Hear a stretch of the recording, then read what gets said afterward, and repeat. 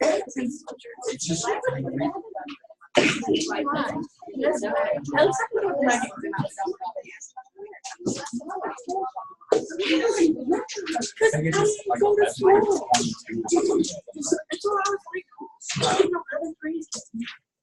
You missed the bush.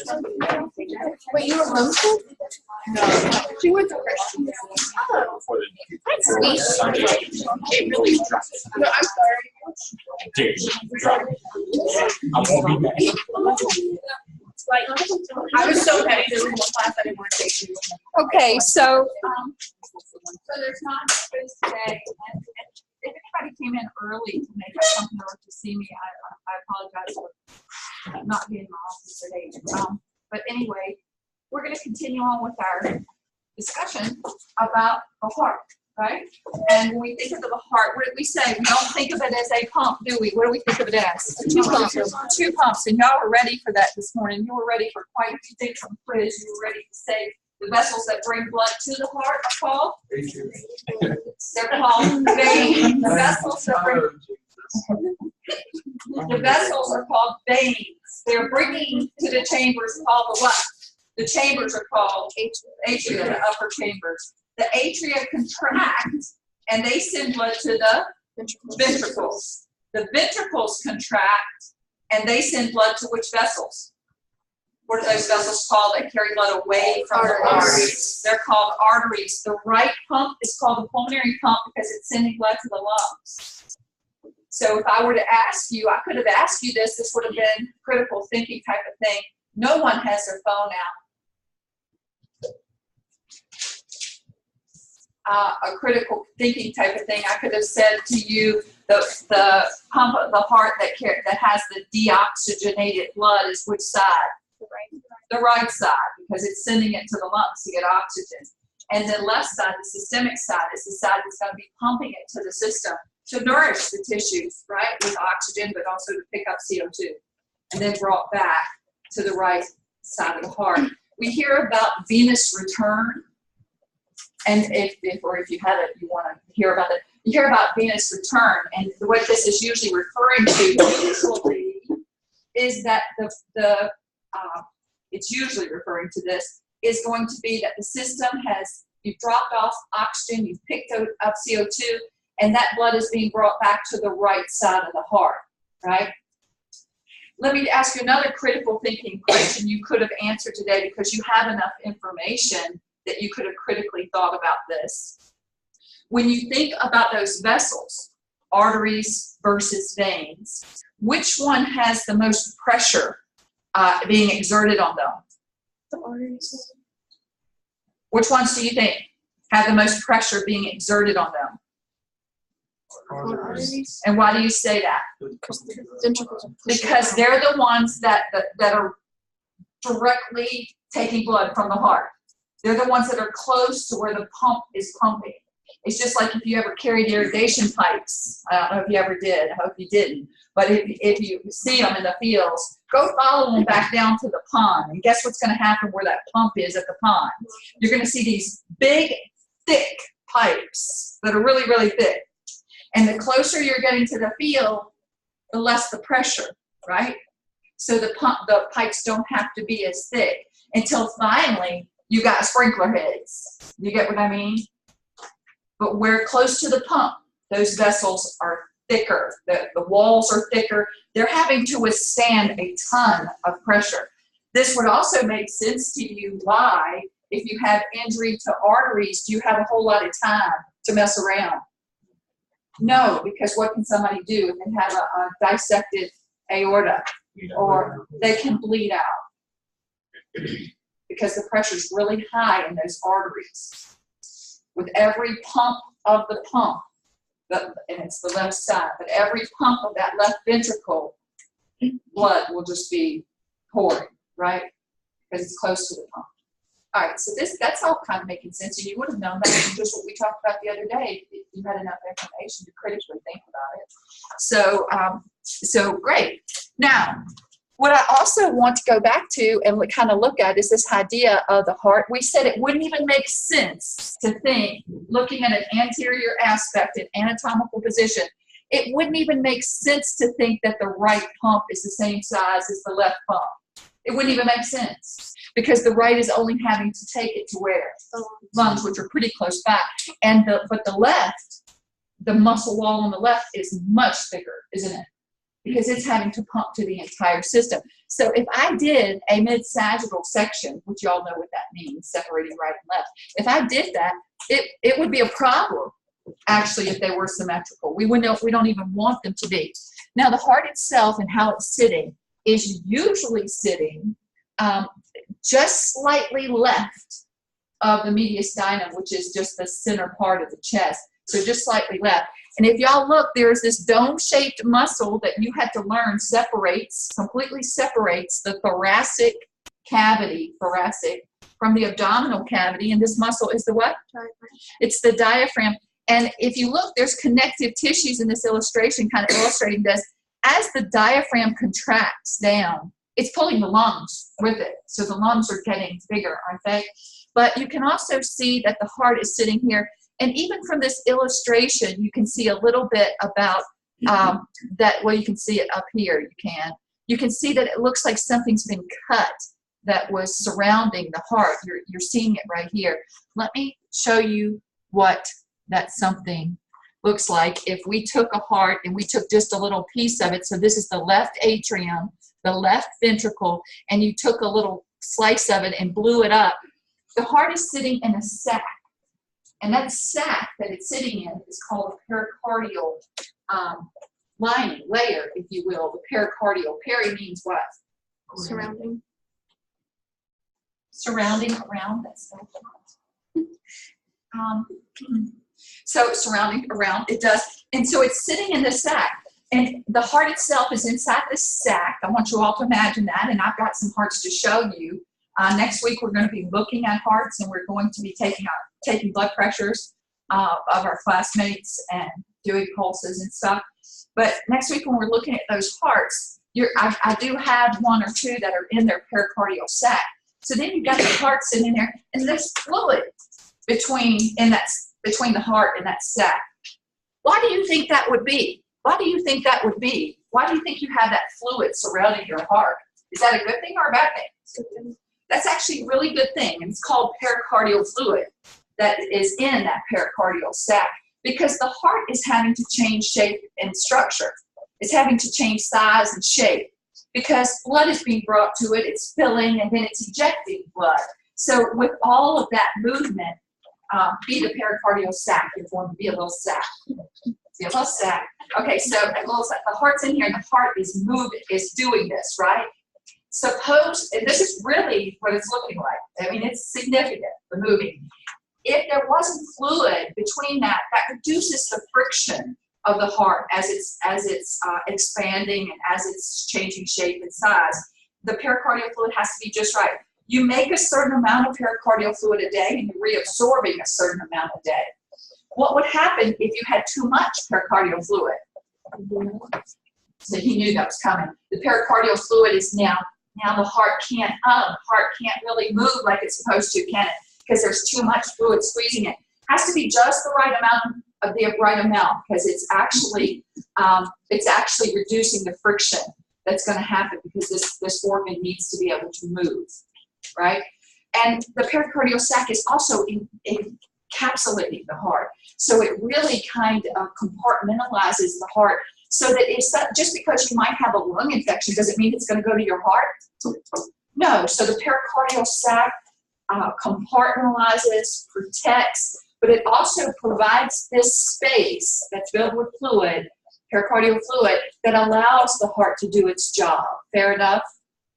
Now, when we look at the hearts that we're going to look at, sheep, and I think I've got a cow heart, whatever. When we're looking at the hearts, we're going to see that the outer heart also has kind of like a slick lining itself, the heart itself, when you're holding it. This is sometimes, I don't want you all to learn this visceral pericardium because that's not what you're going to hear it referred to as. It's going to be called an epicardium. The epi meaning it's sitting on, this is that layer that's on the outside, the top of the heart, if you will. Not the sac. The sac is a pericardial sac. but this is the epicardium. And then when you slice the heart, you look inside the heart, it's going to be mostly muscle. It's going to look mostly like this stuff here, muscle, and then these empty chambers. But this muscle part is called the myocardium, and you would want to know that to be able to label. You'd be able to label pericardial sac, epicardium, and the myocardium. And by the way, these chambers that going to look empty to you because the hearts have been removed and the blood's drained out, these chambers that are going to look empty to you on these specimens, they're going to look like they have a lining. And the lining of the chambers is called the endocardium. And you're going to want to know that. You're going to be able to want to know to label them, what they are, and to label them. Because guess what? You'll have patients that have pericarditis. What will that mean to you if they say they have pericarditis? If you get inflammation of that pericardium, what do you know to be one of the signs of inflammation? Swelling, fluid. Does that sound like that'd be a good thing around your heart? No. You'll have patients that have epicarditis. Will you know what is involved? You'll have patients, maybe not for long, that have myocarditis. Again, not very good, is it? That's inflammation of the actual muscle of the heart. And then you'll have ones that have endocarditis. Will you know where that is? That's that's lining the chambers of the heart. Are we good with that? There are different things there are different etiologies, which means cause. There are different causes of those conditions. Many of them are viral. So viruses can attack any of those places. Some of the causes might be bacterial. So there can be different things that are the etiology. Do you think people need to find out if they had one of those things, what's causing it? Because if they find out what's causing it, they'll know what to do what? How to do what? Treat it. Because our virus is going to be treated the same way that bacterial infections are going to be treated. Our bacterial infection is going to be treated the same way fungal infections are going to be treated. No. So you need to know what's causing it. And that's going to help you to know how to treat it. But you're also going to realize that when they have this, what might be some of the problems that are going on. Is the heart working as effectively as it should be if you have any of those conditions? And by the way, even people, and you can survive those conditions, some people don't, but you can survive them. Some people do. But even if you survive them, you can actually permanently lose some function of the heart. So none of these are great prognosis or great diagnosis. Prognosis is going to vary depending on what was the etiology, what caused it, and how well the recovery happened, right?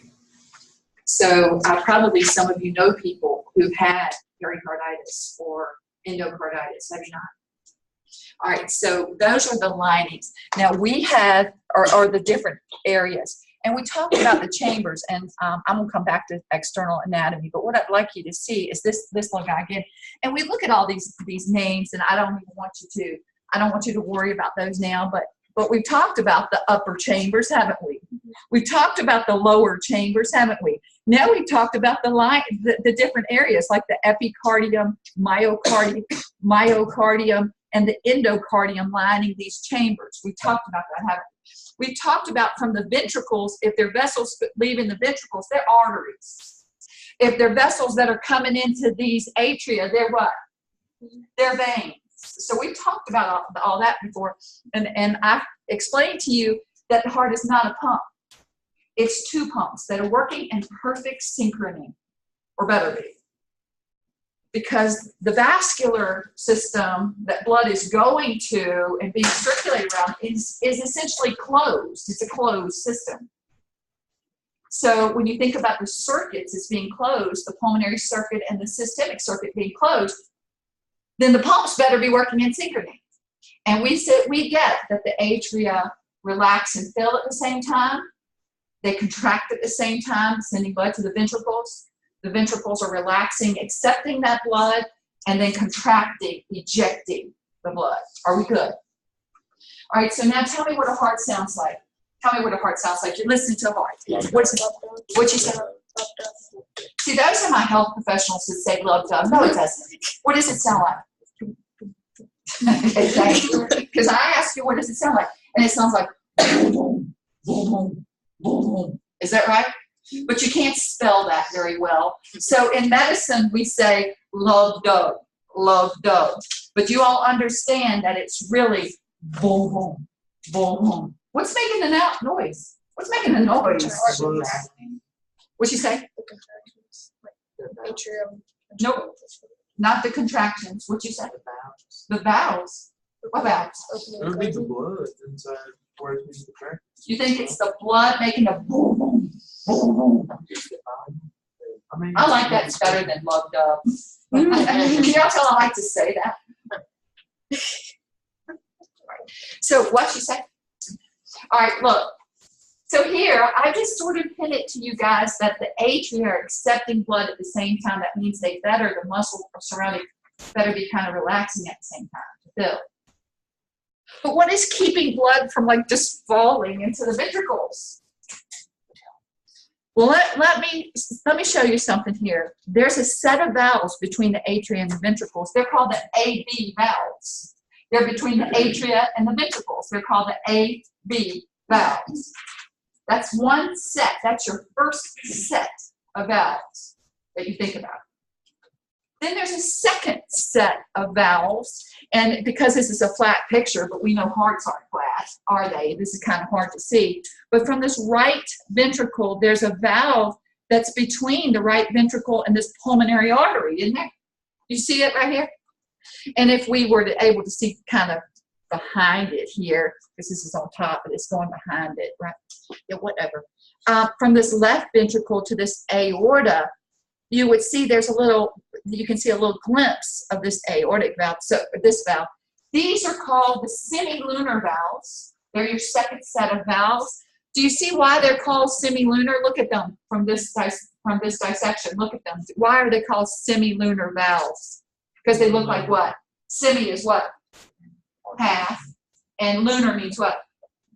Moon. So do they kind of look like a little half moon? So whatever. They're called semilunar valves. So you have the first set of valves known as what? Valves. And you have a second set of valves known as what? Semilunar valves. And here you've got these valves. Let me tell you what valves function is. I don't care where you hear the term valve in the body. This is the function of a valve. The function of a valve is to ensure one-way flow. To ensure one-way flow. Are you with me? So let me tell you what the boom boom is. The boom, and you all write it as love, dub.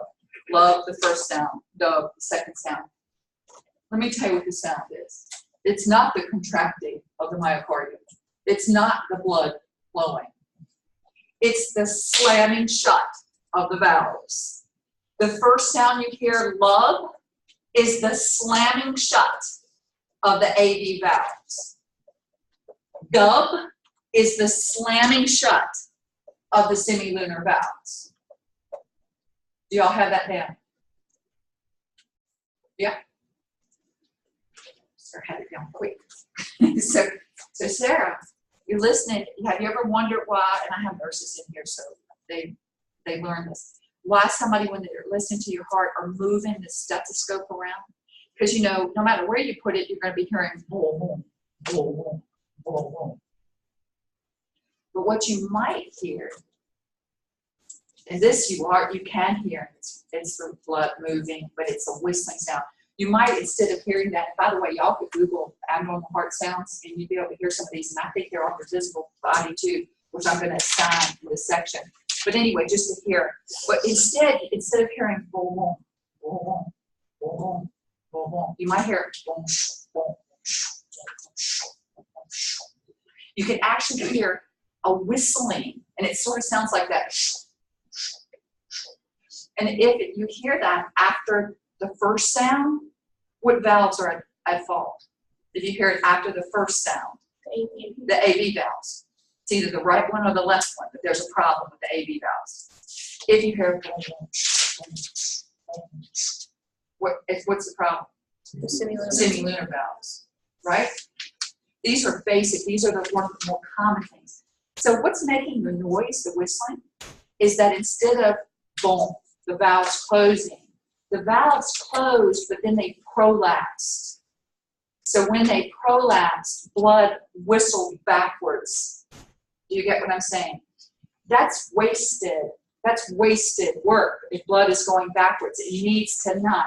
Blood needs to enter the heart of the atria, go to the ventricles, from the ventricles, go to the arteries. There's no backwards that needs to be happening in that, right? So what is it called when a valve is not functioning and you hear the sound of a faulty prolapsed valve? What is that called? Well, it'll result in an insufficiency of blood. It's called a murmur. That's a heart murmur.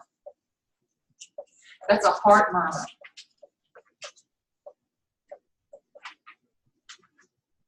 Now, okay, so now you know that there's a murmur. You can hear the murmur, and you know that it's an AV valve because the murmur sound is after the first sound. Not after the second one, but after the first one. Because the sounds are the closing of the two sets of valves, right? The first sound is the closing of the AV. The second sound is the closing of the semilunar. Are we good? Any questions? Stop me. So now you know that if it's after the first sound, it's an AV valve problem, but do you know whether it's right or left? Because these are working in synchrony. Do you know whether it's the right AV valve or the left AV valve? Do you know? Well, that's why you're moving the stethoscope around. And you're moving the stethoscope around because that's going to give you a better clarity of which side you're dealing with. Now, this is just when you're using that practice of auscultation. You're listening, right? Auscultation is to listen. So you are listening, and you might think, no, this is on maybe the left side, and it's that left AV valve. But of course, you're going to then go on and do like echocardiogram so you can see, especially if it's a serious murmur. Most murmurs are benign. Many murmurs people outgrow, but not all murmurs are benign. Some are serious. Now, I want to tell you all, because you'll have to label these, the right AV valve is known as the tricuspid, and you need to know that it's called the tricuspid. The right AV is the tricuspid. The left AV, I want you all to write for the left AV, I want you to write LAMB, L-A-M-B, L-A-M-B. Because sometimes you'll hear of this left AV as the left AV, LA for LAMB. Sometimes you'll hear it called that. But you might, and I think you more often hear it called the mitral valve. This is referred to as the mitral valve. That's where the M comes from. And then some people will call it the what? The bicuspid valve. It's got two cusps. But anyway, the bicuspid, this one's got three cusps, that's why it's called tricuspid. So y'all need to know all those names for the left AV, mitral and bicuspid, because it's all the same valve though. And it's a very common valve. The left AV is a very common valve to have problems in. Why do you think it's more common to have problems in it? Now just look at the anatomy. Why would you think that the left AV is more common to have problems in than the tricuspid? As many cuts? No, that's not the reason, but thank you for playing, because that actually is a really good thought, Dylan. And I appreciate that thought, because it actually is. But that's not the reason. It's a lot more blood being pushed out. Because the pressure, do you see this muscle on the left ventricle? It's much more intense, isn't it? It's much higher coming back. So since this left ventricle is so powerful, it's usually sending blood through this aortic valve to the aorta, but there's still a lot of pressure on the what? The left AV. Do you get that? So, and that's often why. So, now this kind of looks like a crazy labeled drawing, but we have talked about many of the structures at this point: epicardium, myocardium, the endocardium. We did, didn't we? The atria, right? the right atrium, the left atrium together, their atria. Right? The lower chambers, the right ventricle, the left ventricle. Correct? Now, we even talked about these vessels bringing blood to the atria are going to be known as veins. And the ones that are going from the ventricles out are going to be called arteries. So we already had a heads up on that. This right side, y'all told me, is the pulmonary circuit side, so y'all know it's got deoxygenated blood in it, this right side. It's filled with deoxygenated blood. It's deoxygenated because it just came from the system. And it dropped off oxygen at the system. And it picked up what? CO2. And now it's coming back to this right side. Venous return. This is referred to as venous return blood. Now, maybe it would make sense to you guys if they were little red blood cells that it dropped off oxygen to your baby toes and, you know, whatever. It's got to come all the way back up, and it's going to come by way of the inferior, because inferior means what? Below. Vena cava, which is a major vein. Now, if you were a little red blood cell and you just dropped off oxygen to hair follicles on your head, or, you know, whatever, you're going to be coming back by way of the what? Superior vena cava. You can't see, but this inferior vena cava enters right here in the right atrium, right? So that makes good sense to me. Does that make good sense to y'all? Yeah? All right. Now, on this left side, and again, you would want to look at my heart models and turn them around and look at them. On this left atrium, there are vessels coming in here and vessels on the back coming from this side. These are called pulmonary veins because where did the blood just come from? Lungs. Came from the lungs. And it's coming back to the left atrium. Isn't that right? And now it's filled with what? Oxygen. Is that right? The atria are going to, this atrium's going to contract and blood will go to the left ventricle. From the left ventricle, it will pass the aortic valve and be in the aorta, and then it will go to the system. Does this labeling look so crazy to you now? Maybe not so crazy. Now, if this is all working like it should, if the valves are working and everything's working like it should, there will be no backflow. Right? All right. So I want to bring your attention to something called the Fossa Ovalis. You'll see this, an illustration of this even on our plastic model hearts. And certainly, all of us had this little indentation, which you can't see from this, and which I wish you could see. I should have gotten a heart. What I wish you could see is when you, can y'all picture a heart right here? Can you picture the heart right here in my hands? Don't you see it? You see it, Macy? She said, yeah, she sees it. The atria that are up here at the top, this looks like the atria are really far away from each other, doesn't it, from this picture? But guess what? Your atria are kissing. They're sharing a wall here. You can't see this from this picture, but they are. And this little indention here, the fossa ovalis, is actually a little dimple, little indention, where once you had a hole in your heart. Fossa means depression, doesn't it? Little dimple, little depression. But anyway, once you had a hole in your heart, everybody did it. And that hole, right before, or shortly after, I should say, shortly after birth, that hole closes off. Why do you want, as a fetus and embryo, why do you want to have a hole right there between the right and the left atria? Why would you want a hole there? Can anybody tell me why you think you want a hole there and you don't, it doesn't close off until shortly after birth? Why? Where are you getting, as a fetus, where are you getting oxygen from? Are you breathing it? As a fetus, are you needing your right side of your pump to be sending blood to the lungs to pick up oxygen? Are you?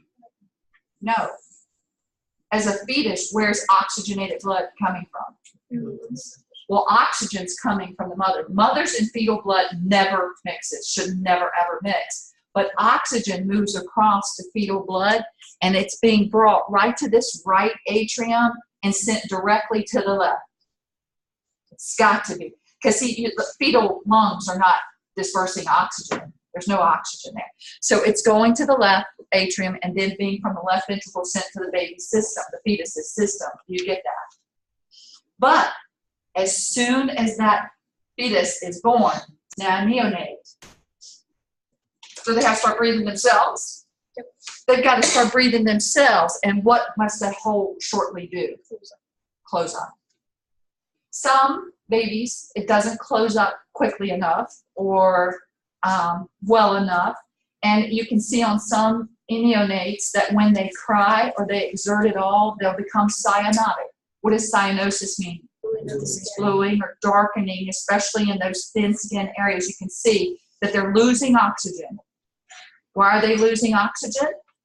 Because instead of their pulmonary circuit picking up and sending blood to the lungs to pick up oxygen, then coming to the left, they have a lot of their blood that's still going across before it made the journey. And it's not, doesn't have oxygen in it. And it's being sent to their little systems, but is it doing them much good? So what must this hole do? It must close up. So pediatric surgeons will often evaluate, they'll go with echocardiograms and whatever, they'll evaluate how large the hole is still. And sometimes they'll just watch these fetuses, or these neonates, and they'll say, you know, if it will watch, and if it doesn't close by the first birthday or 48 months, then we're going to have to go in and close it up. Some of them are still so big, shortly after birth, the hole is still so big that they have to do surgery right then to close the hole in the heart. You all have heard that, haven't you? You've heard about a hole in the heart. Okay, so that's what all that is. And is that normal? And did we all have holes in our heart? Did we all have this? We did.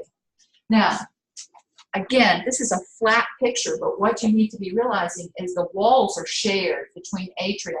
And the walls are shared between really these ventricles. You can see the septum here that is separating it. But you don't want blood flowing from a chamber to a chamber it's not supposed to be flowing from, right? There's even something called, it's called the tetralogy of Fallot, where you have this right ventricle. Where's the right ventricle sending blood? Sending it to the lungs. It's supposed to be sending it to the pulmonary arteries, which, you know, your red cell, you might go to the left lung, you might go to the right lung, but you're going to the lungs, one or the other. Picking up oxygen, coming back to the left side. But some people have a hole between this ventricle and the left atrium. That's wasted, isn't it? That's blood going not where it's supposed to in the circuit. Are you with me? Is everybody good? You said there was a hole between the right ventricle and left atrium. Mm-hmm. I'm not going to ask you about the tetralogy of Fallot, but that is one of the things. So I mostly just want you to know normal. You do need to know about this Fossa Ovalis. It's so common, right? All right, so anyway, do you have any questions for me so far? All right. What does the AV valve do, or have you not gotten there yet? Okay, so what do valves do? They ensure one-way flow. So good question, Case. So y'all all listen. So, because it was a good question. So the atria relax and fill, and then they contract. When they contract, you said blood is going to be sent to those ventricles. As soon as the ventricles, y'all picture the ventricles filling up. As the ventricles fill up, what needs to close so that you don't get any backflow? What needs to close? The AV valves need to close. So they close when the ventricles fit or get full. They close. That's the first sound that you're hearing, the closing of those valves. Good? Now the ventricles contract, and when they contract, these semilunar valves open. Yes, they do. But look, the ventricles just contracted. Everybody picture that. The ventricles just contracted. The right one is sending blood to the lungs, the left one to the whole system. And they have just contracted. Blood is gushed right out of the, we said that's okay because these vessels are really thick, aren't they? These arteries are really, really thick. They can withstand the pressure, or at least they better be able to. They can withstand the pressure. But as soon as those ventricles start to relax, what's going to keep blood from falling back into the ventricles? The closing of the semilunar valves. So closing of those valves prevent blood from backflowing. Does that make sense, Casey? Yeah. All right. So I think we've labeled most of what's on there, except for a few little other stuff, but most of it we kind of have. And are you all going to have to label structures, the important structures of the heart? You are. I'm actually going to give you a gimme lecture quiz that's really anatomy. Do you all want it? Do you want me to give it to you right now? Did we talk about the valves? We already talked about the valves. This would be an oblique. Is this an oblique section? Many of y'all missed that on the regions and terms. But an oblique is at a what? A slant or an angle. If you did an oblique dissection right here, look at all, you can see all the valves. It's kind of a cool dissection. But anyway, so we're looking at valves. That's fine. Look, this is the craziest looking picture, isn't it? And do I like people memorizing numbered steps? No, I don't. It's why I also don't like you all looking at pictures and thinking, but where is that line going? I don't care about where the line's going. I want you to be able to recognize that structure without a line, right? Don't worry about lines. Worry about the whole structure, because it depends on what picture you see, but you should be able to recognize things wherever. But you can, if you will, if you want to, you can kind of refer to this, but I would hope you wouldn't really have to do it by numbers, and I don't really want you to do it by numbers. But let me tell you what your gimme quiz is going to be on. It's going to be a gimme, because I'm going to tell it to you right now, and all you have to do is kind of vomit it back.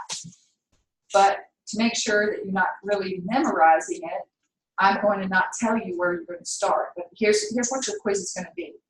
You're going to be a little red blood cell. And what's a little red blood cell's function? To do what?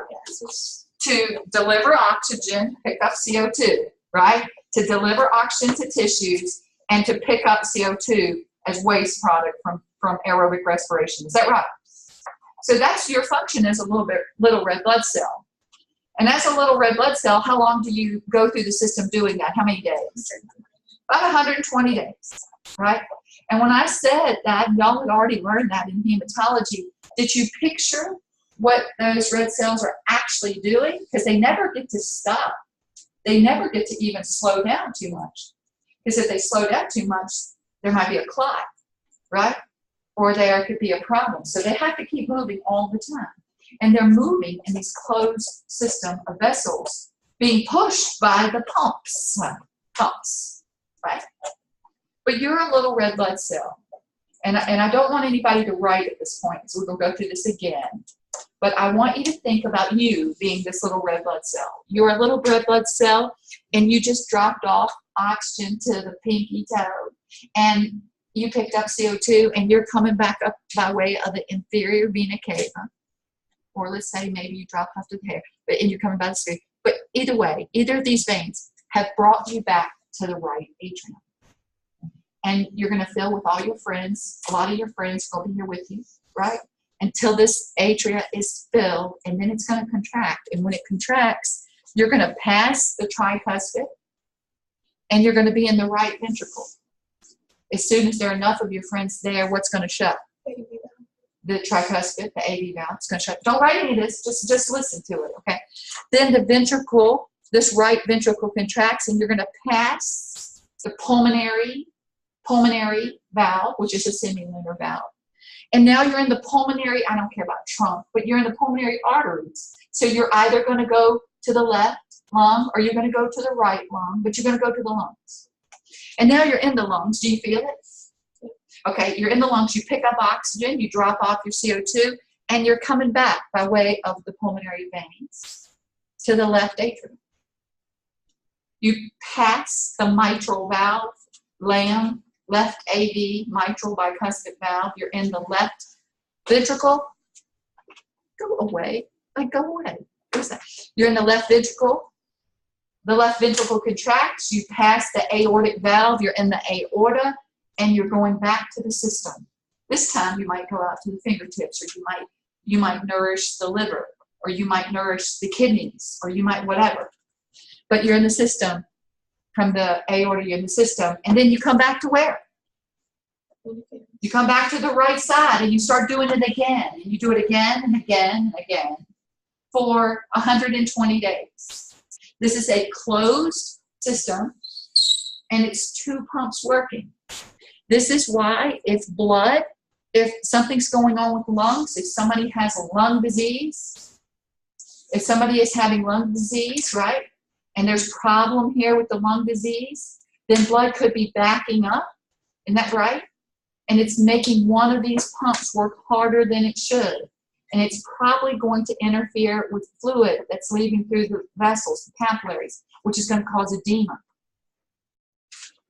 Does anybody know, and I'm going to come back to this and list it again so y'all can list it, but does anybody know what condition it's called when the ventricles aren't working in synchrony? When one of the ventricles is outpacing the other? What is it? No, so arrhythmia means without rhythm, without the beat is off, something is on. That is a song. But anyway, no, it's not arrhythmia. It's called congestive heart disease or congestive heart failure. Congestive heart disease. Y'all have heard of CHD, haven't you? CHD, congestive heart disease, congestive heart failure. When one of the valves is not working, is outpacing the other, or is not working. Is it the valves or the ventricles? Excuse me, one of the ventricles, Brittany, thank you for keeping me honest, Brittany. One of the ventricles is not working. Did I say that before? We used the ventricles first. Okay, all right. Okay, ventricles. All right, so here's your list. You ready? And I'll go slower this time. In this list, we're going to start with the right atrium. But am I going to definitely start there for you on your thing, or could I start you in the lungs, or could I start you in the left ventricle? It doesn't matter where you start, because is it a closed circuit? It's a closed circuit. It won't matter where you start if you really know it. It won't matter where you start. But for this list, we're going to start with the right atrium. Your textbook, I think, starts with the right atrium. That's why this little one right here. And what you're naming are things that are structures that you're in or that you pass, like you pass the valve. So right atrium, tricuspid, shorthand, right ventricle,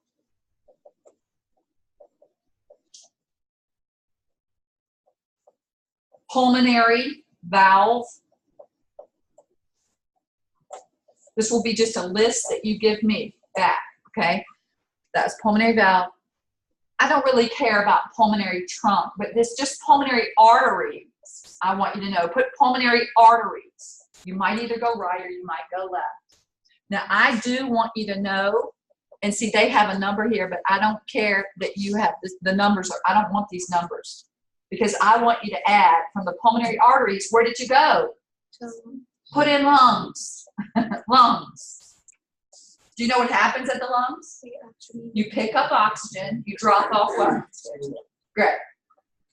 You're coming back from the lungs by way of the pulmonary what? Veins. There's a left one and there's a right one. Bringing blood to the left what? Atrium. Left atrium. Did y'all skip any point? Are we good to hear it? We good? All right. Everybody's got every structure. Lungs, pulmonary veins, left atrium. LAM. What does LAM stand for?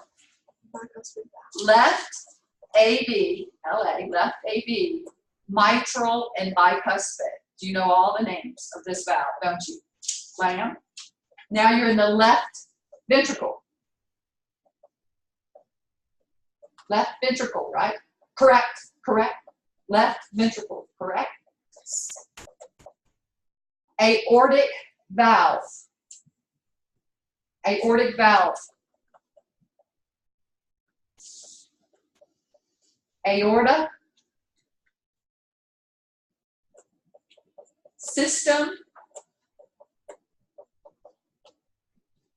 Inferior / or superior vena cava.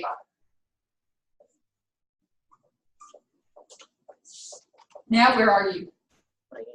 You're at the right atrium. So are you back where you started? And there's a circle, isn't it? Isn't it? So for this quiz, I'm going to say, I'm going to give, you know, your quiz is going to be, I don't know where I'm going to start, but I'll say you're in the left atrium. List all the structures until you get back to the left atrium that you enter or pass. Is this fair enough? Does anybody have any questions about the structures? What that essentially is, this quiz, is really anatomy, isn't it? It's really an anatomy quiz, but we'll do it as a lecture quiz, right? And I kind of call it a gimme because anybody who doesn't get this is just did not put the time in, right? Correct? Okay. What kind of questions do y'all have for me at this point? What questions do you have? Any? All right. Now, I want to make sure that I didn't skip anything too crazy. Oh, the external anatomy, looking at an anterior aspect versus posterior, whatever. But guys, when we look at the hearts of like sheep, and I've got a lot of sheep hearts, I don't think I have as many cow hearts. No two are going to look alike. What does that tell you? That no two humans look exactly like today. And there's going to be some fat around the heart, and that's actually normal to have some of that. And certainly sizes are going to vary depending on the person. So, you know, a bigger person has a bigger heart, don't they? A bigger person has a bigger thoracic cavity. They have bigger lungs, don't they, than somebody smaller. So when they're doing heart-lung transplants or heart transplants, do they have to keep in mind that even, not just the tissue typing and HLA tissue typing, they have to also make sure that they are doing the size is right. For the rest, so it's a lot of things to consider, but no two hearts look exactly alike. They don't. I want to bring to your attention just kind of FYI here when you're looking at anterior versus posterior here. Does it make sense to you that the heart is an organ that's composed of tissues and tissues that are composed of cells, and so the heart itself has to have blood supply? Does that make sense? Does it? I think a lot of people forget about that. But here's the thing about the heart itself. Those tissues I just talked about, especially the myocardium, which is muscle, that's got to have a constant, uninterrupted blood supply. So what vessels are bringing, we said that arteries, systemic, not the pulmonary arteries, but systemic arteries are carrying blood to the system, right? And delivering oxygen to the tissues and picking up CO2. But how about the heart itself? Well, it's got systemic arteries too. And those arteries are called coronary arteries. You can see them here in red, these coronary arteries. And then as those coronary arteries are nourishing the heart, blood is moving through those and nourishing the heart. As soon as it drops off oxygen to the heart walls themselves, the tissues themselves, it picks up CO2, it's going to come back to the right side of the heart by way of coronary veins. Doesn't that make sense? What does coronary mean? Heart. Coronary means heart. So if I were to ask you what vessels nourish the heart itself, you'd say what? Which ones nourish the heart? Coronary arteries. Coronary arteries nourish the heart. And I do need you to understand that when somebody has a bypass surgery, are they usually going into the heart?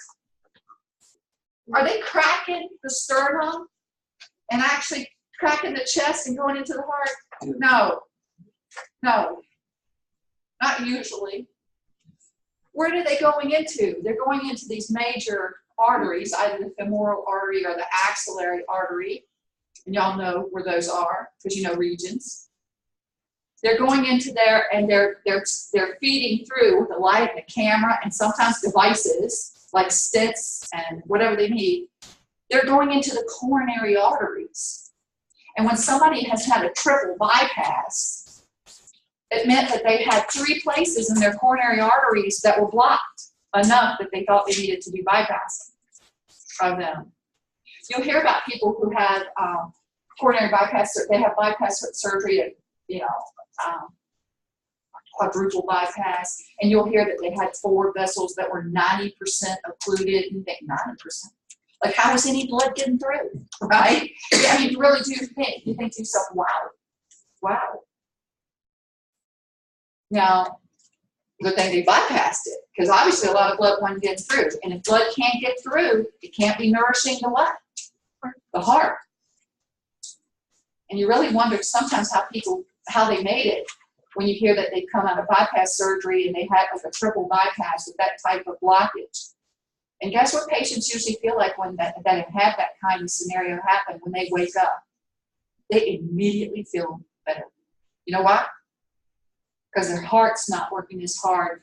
Oxygen is getting there better. Their heart's working better. They feel better. They can feel a difference. So I do want you to understand that that's what coronary arteries do. They nourish the heart itself. When you're hearing about bypass surgeries, you're usually talking about that. Now, sometimes, if things go real wrong, or depending on the thing, they do have to crack the chest and open it. But rarely do they do that. When people are having bypass surgery, they've gone in through axillary or femoral arteries. I'm not trying to make light of that. It's not a, it's certainly a serious procedure, isn't it? Yes. So your coronary veins dump into a vena cava? Okay. Good question. So your coronary arteries are bringing oxygenated blood to your heart, dropping off oxygen, picking up CO2, and those coronary veins are bringing blood back to the right side of the heart. And you have a slide on this. Some of it actually goes straight into the right ventricle because it's close. So it can bypass the right atrium. You don't need to know this. I'm not going to ask you that. I just want you to know it comes back to the right side. Some of them are actually so close that it's actually just bringing blood to the right ventricle. But some of them are actually bringing it back to the right atrium, just like that flow that I had you do, right? Just like the flow. I want you to know the term anastomosis. Anastomosis is not just exclusively used for heart circulation. You'll hear about it too with the liver, but I do want you to know this term. And what this term means is the ability to create this alternate blood route. And this is the only reason, because your body has this ability to create these alternate pathways to get blood to the tissues, is the only reason those people who had triple bypass surgery, quadruple bypass surgery, made it. It's the only reason. Those people who have had the triple and quadruple bypass surgery, they didn't have heart disease overnight. Their heart disease had been coming on for years. And it's actually thought that much of it starts early, like in the 20s. So guess what, young people? Be thinking about that. Because what happens is that heart disease came on so kind of insidious, sort of slowly, that the heart itself, because of that, was finding alternate ways. The vessels had become so occluded and so hardened that the heart itself had found alternate ways to get blood to those tissues. If a young person, 40s, 50s, has a sudden blockage of a heart vessel, the heart can't do that. If it's a sudden lack of blood supply to the heart wall, the heart can't find an alternate route. This is why young people will die of heart attacks on you way quicker than someone that's old. Do you get that? And so this is why anybody who comes into your emergency rooms with chest pain, what's the first thing you rule out? I don't care if they're male, they're female, they're young, they're old. What do you rule out? A heart attack. And who are you? Not that you're most worried about young people, because you don't care about old people. But who's going to die a little bit faster? The younger, because do they have time for this to happen? No. This is why we can, on autopsy, sometimes see an older person. You can look at their heart and you can see where they had like 10 heart attacks. You can see their heart. You can see where they happened. But they survived them. In their history, they didn't even tell you they had a heart attack. Or maybe they said they had one. You know what I mean? And you're seeing that and you think, God. Their heart had been able to adapt, but it can't. I don't care how great our bodies are and how miraculous. A lot of times they can't adapt to something that happens suddenly. If it happens suddenly and you're young and have a good immune system, sometimes it's not even the event that kills you, like the sudden heart attack. It's that you have such a strong immune response that your immune response kills you. You get what I mean? This is all sounding very dire, but does that make sense to you? Good. All right, so venous drainage. This is talking a little bit about that. A little bit, so that but that's just FYI. The heart muscle. We saw in histology when in AP1, we're We looked at skeletal muscle versus cardiac muscle versus smooth. Y'all remember histology? You did a great job in it. Do you remember it? So we looked at it and we said cardiac muscle is a little different than skeletal muscle, and well, actually quite a few ways. But one of the ways we said we know is that cardiac muscle is autorhythmic. It's got a built-in pacemaker, doesn't it?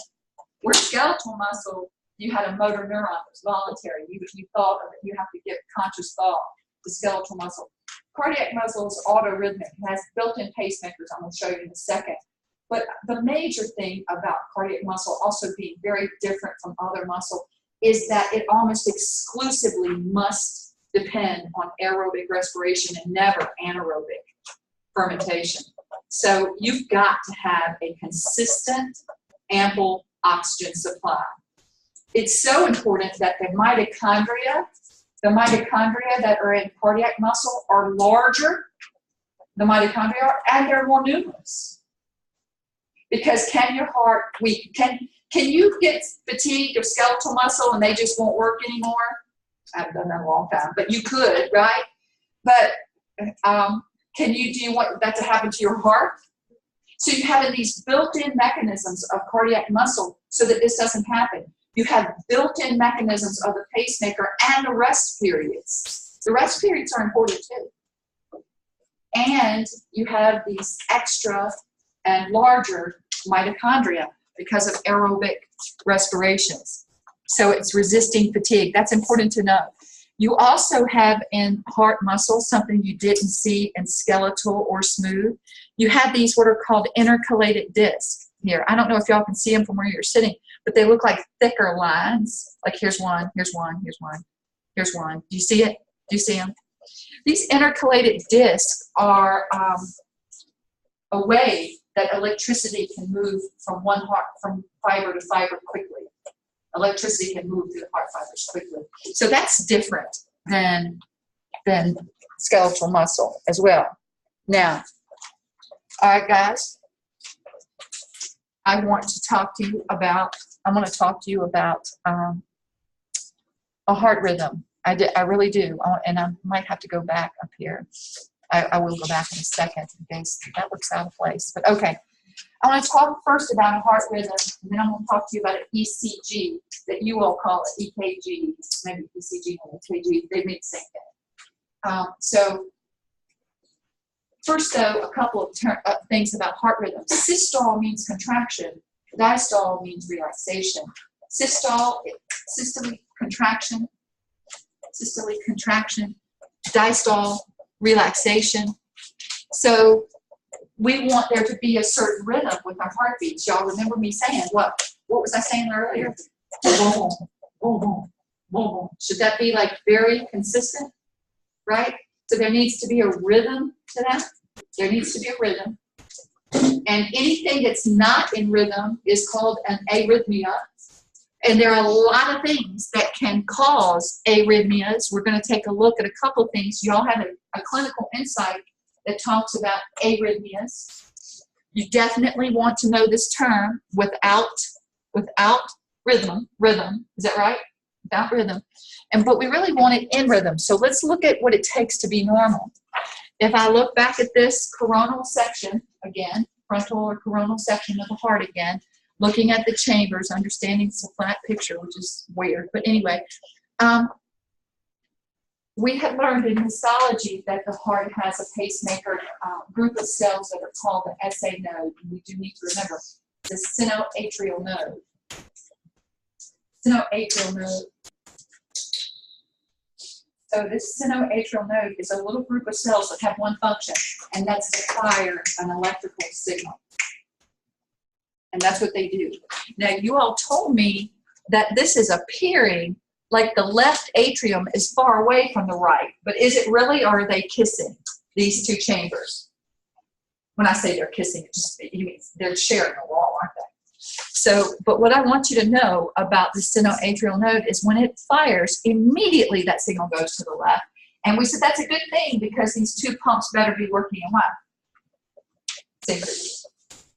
So as soon as it fires, these pacemaker cells, this fires, the left atrium is getting the signal, And then that signal gets sent down to something called the AV node. Do you know why it's called the AV node? Because it's between the what?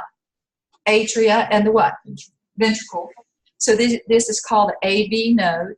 And that shock, because when I say it fires, it means it's sending an electrical shock. And as this fires, it's going to go down through these, what's called the bundle branches that are then going to wrap around each of the ventricles, which are called Purkinje fibers. Now, I don't really ask you too much about bundle branches or Purkinje fibers, but maybe it makes sense to you that the SA node, when it fires, the atria get the signals. And then the signal continues on its way by the AV node to the ventricles. Does that make sense? All right, so what's happening? Like, what's happening when those action potentials are generated? This is what I'm going to want you to know about an ECG. And by the way, this is in text form as well as visual diagram form. But this ECG, which stands for, you would want to know, it stands for electrocardiogram. The German spelling of cardiogram is with a K.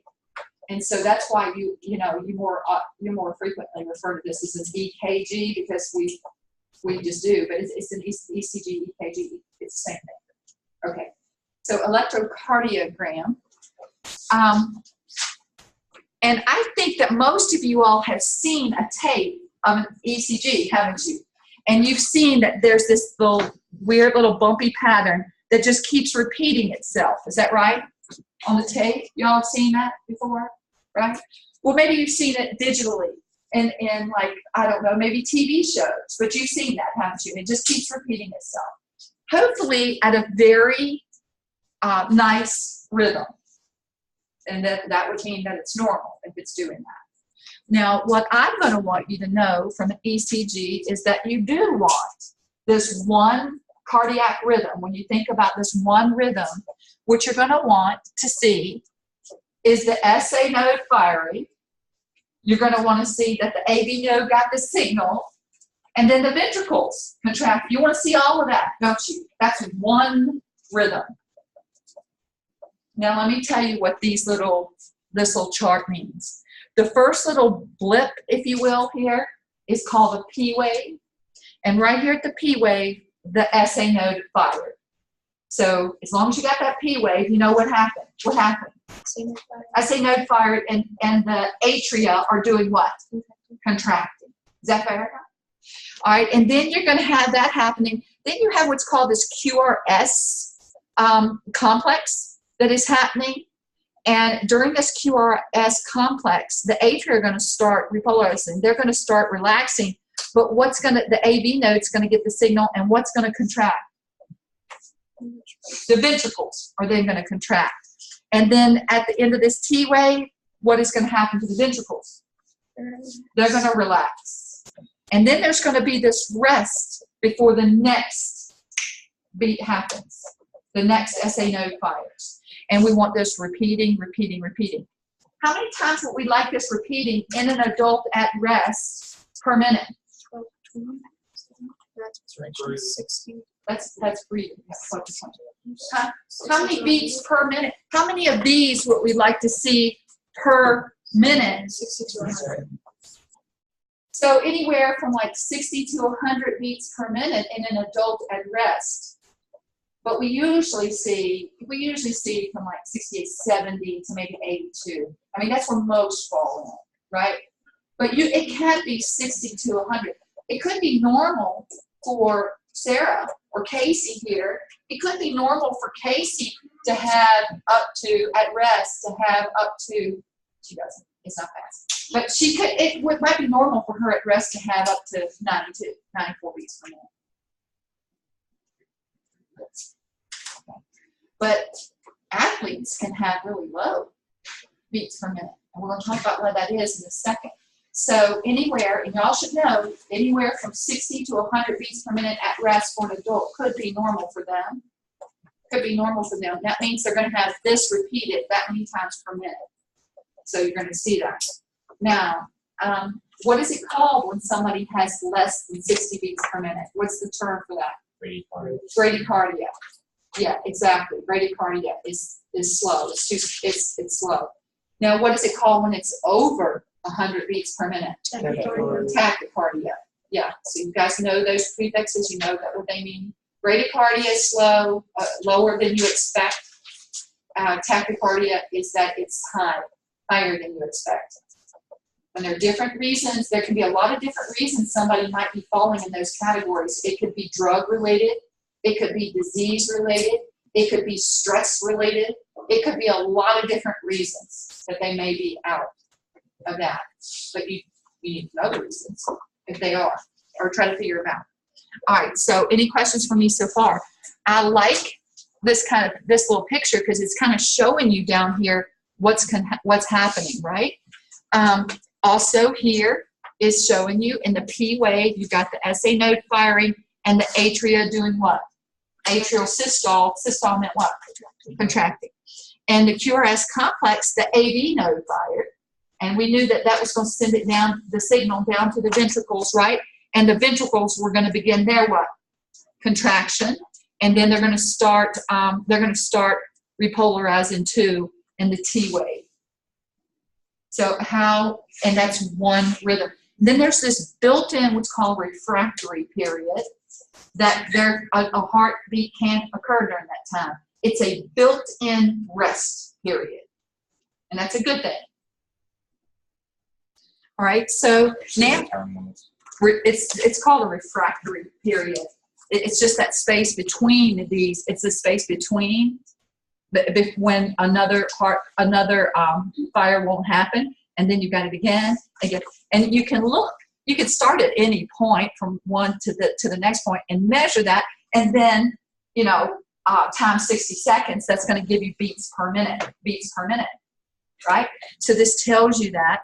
So this is our normal electrocardiogram, and probably people kind of recognize P, QRS, and T. I'm loving it. You? So if we look at this, how many have done cardiac tech in here? Anybody done cardiac tech work in here? I sometimes have paramedics who have done cardiac tech courses, and so usually they're going to have like these. I think they have up to 100 tapes that they have to look at and tell what's going on. That's amazing. That's amazing. So, I mean, that's really good. So I wouldn't be able to do that at all. I know like a few, but that's all I would know. I know what I just showed y'all. But if you work with this all the time, the diagnostic value of this is just so important, isn't it? It's also important that you realize that the instruments run on electricity, machines are old and deaf, but the instrument will give you what it thinks is going on, but you cannot go on that. You have to use human interpretation. And so be very careful if you're doing ECGs on patients and you have the instrument put out something, like the person's in the middle of a coronary arrest or something. Don't scare the patient, because sometimes it's not the case. I've seen really weird looking ECGs, and it ended up being just a med problem, right? But it took humans to interpret it, not the instrument.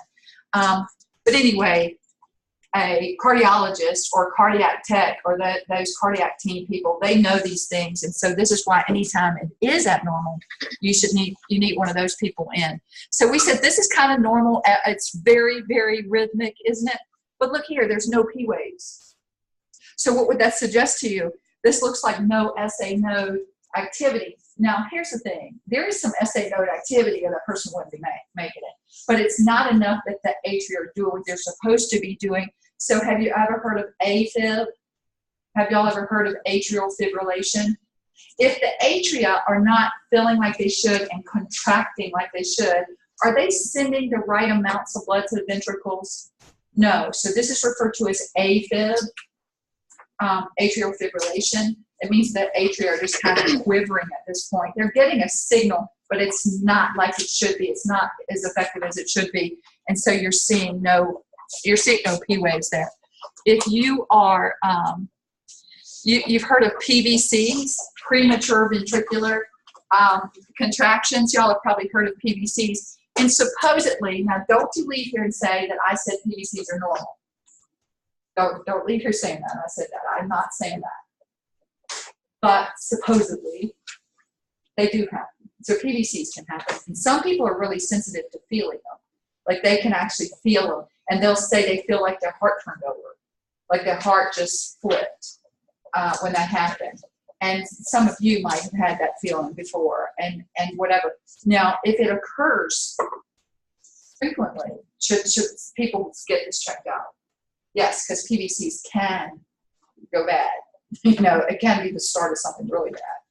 So this shouldn't happen a lot, and it should be checked out if it is happening. So here you are seeing a heart block, which means you've got the P waves. Look, this was a normal rhythm, so this is great. The pumps were working. 2 pumps. But here you had the P wave, but the AV node got blocked. So did the heart do what it was supposed to be doing during these seconds?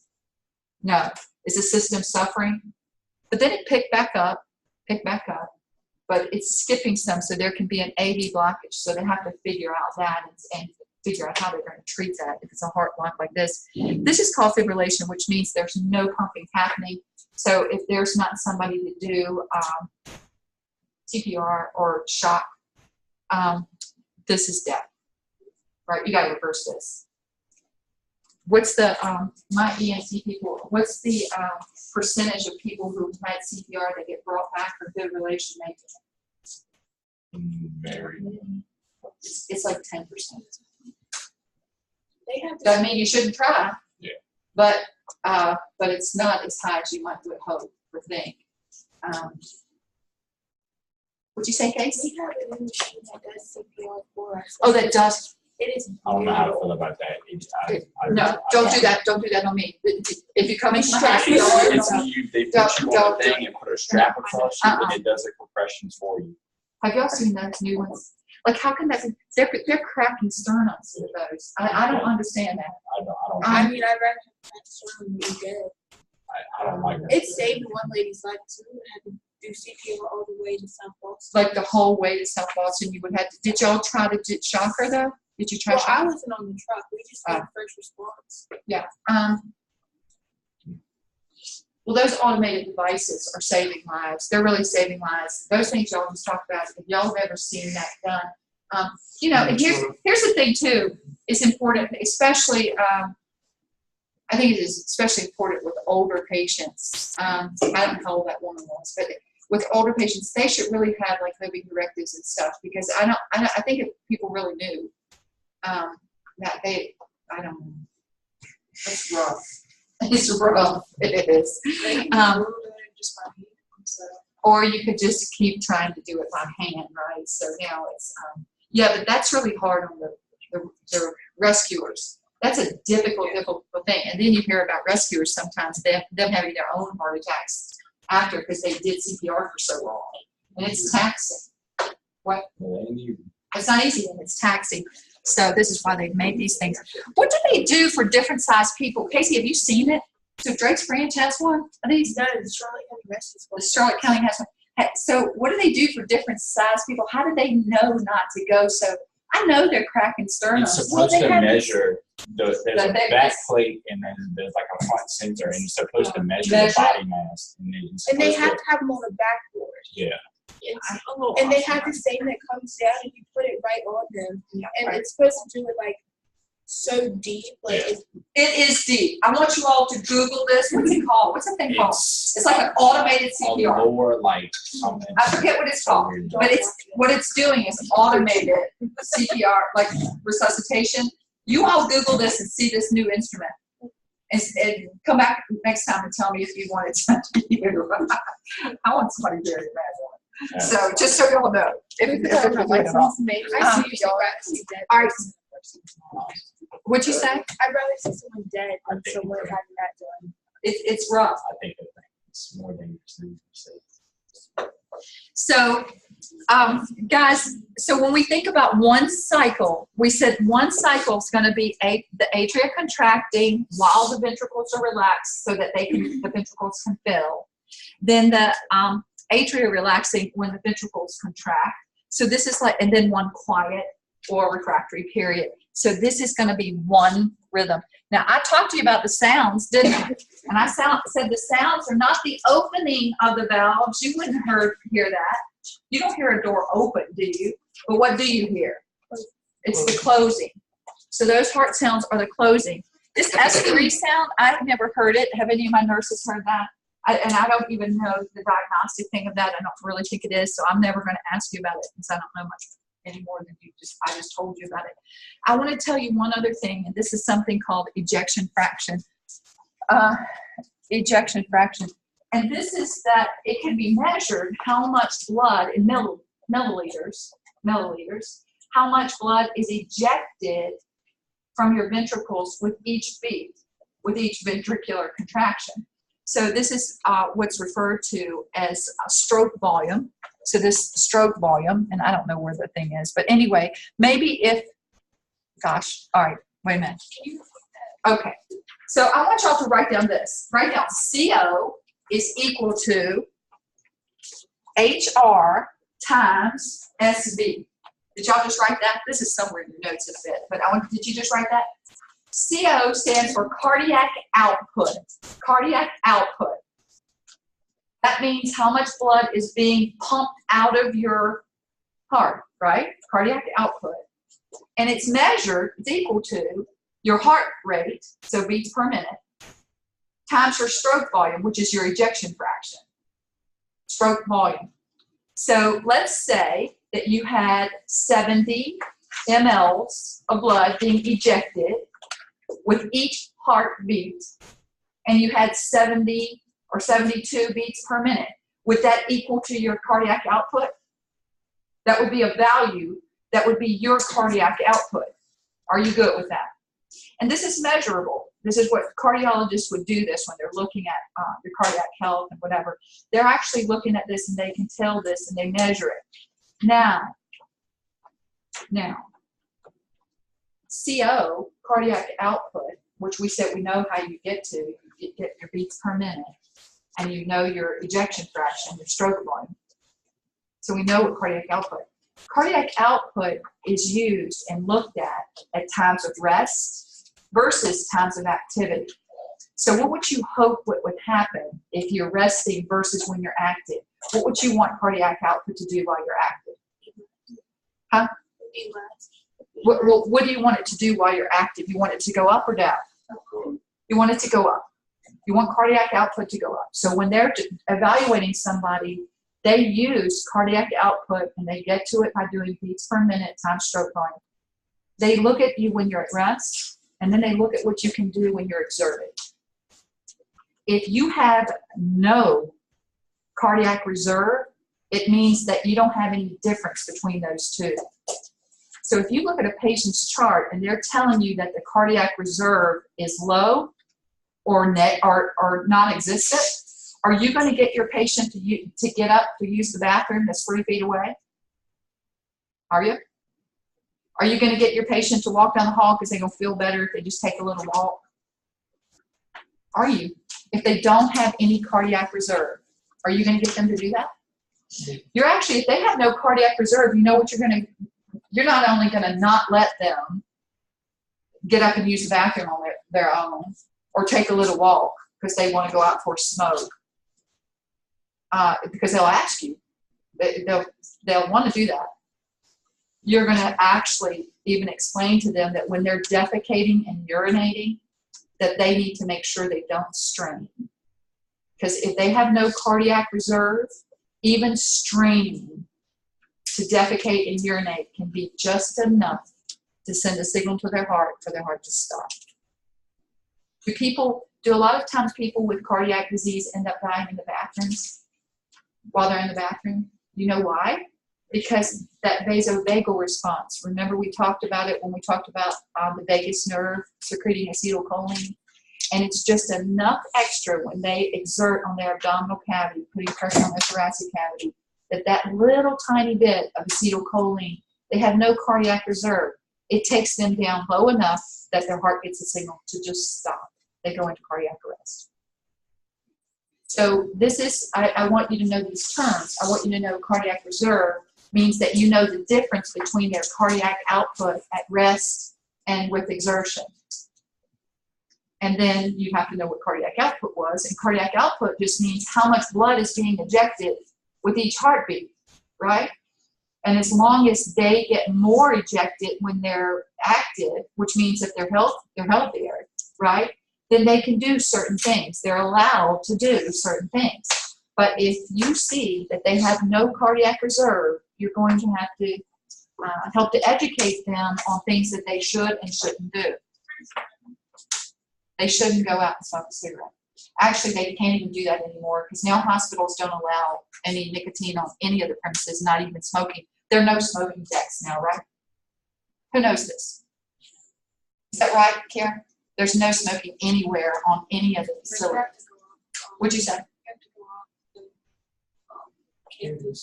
Yeah, well, they're not going to be able to do that because they got it. They, you know, their butts are showing. So they've got. That's not why, but they're just not going to be able to do that because they can't. But it used to be that patients would have areas, designated areas they could go smoke, but they can't do that now. And it was always those patients that in their chart it said no cardiac reserve or little cardiac reserve, you know, caution about it. So that's what that means. Are y'all good? Did you get my stroke volume? Stroke volume means how much blood is being ejected from the ventricles with each contraction. How much blood is being ejected? I have some of you who are staying for looking at the slides, right? Who's staying? And who didn't look at slides the other day that still need to? Yeah, some of you. Right, okay. All right, good. How much of a break do y'all want? 10 minutes? It doesn't take very long, but I do need y'all coming back 10 minutes. It's the lupus chest. Lupus chest compression system. So I don't know how it's